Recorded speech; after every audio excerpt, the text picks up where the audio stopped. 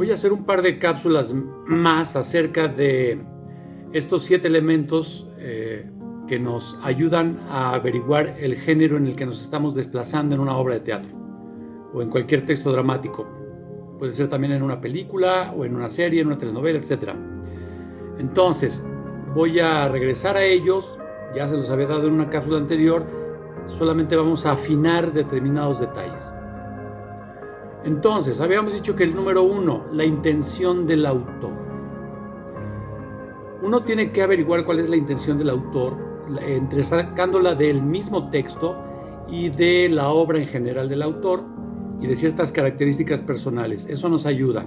Incluso la literatura de la época. Lo que es muy importante también ver es que a veces el autor tiene intenciones de hacer un texto con determinado género, pero le sale otra cosa. Y el ejemplo más claro es la anécdota que ustedes ya se saben de La Gaviota, Chekhov y Stanislavski.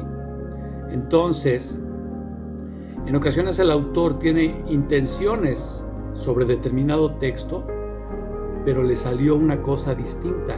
Y entonces, porque todo texto adquiere autonomía en el momento de surgir de la pluma o de la computadora del autor. Entonces uno tiene que ser muy astuto para poder averiguar exactamente cuál fue, por un lado, la intención del autor y qué le salió.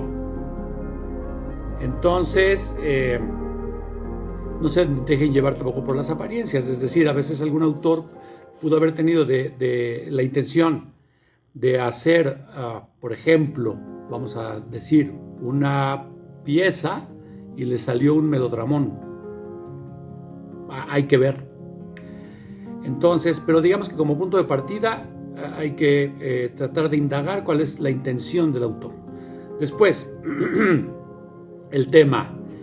El tema también es muy importante, tal y como lo dice la maestra Norma Román Calvo, pero me parece que uno podría todavía afinar más ese concepto y no nada más buscar el tema en sí, sino también cuál es la tesis que maneja el autor, las premisas de las que está partiendo y el concepto global de la obra. Si nos quedamos nada más con el puro tema, nos vamos a quedar cortos.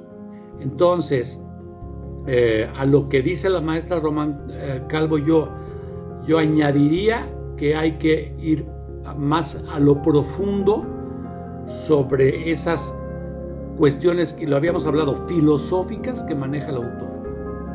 Entonces, ¿cuáles son sus tesis? ¿Cuáles son sus premisas? ¿Cuáles son las hipótesis sobre determinada cuestión social o humana?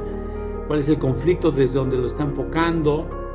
Si es un conflicto con Dios, con la sociedad, con uno mismo, con la familia, etc. Ya hablaremos acerca de los conflictos primarios en una obra de teatro.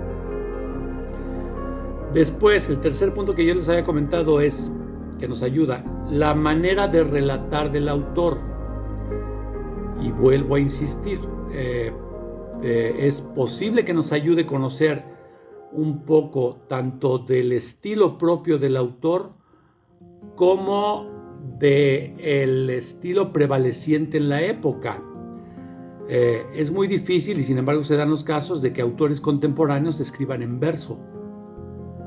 Se dan y de hecho ha habido ejemplos recientes, pero están muy lejos del estilo del Siglo de Oro, porque ya pertenecen entonces a otra manera de relatar.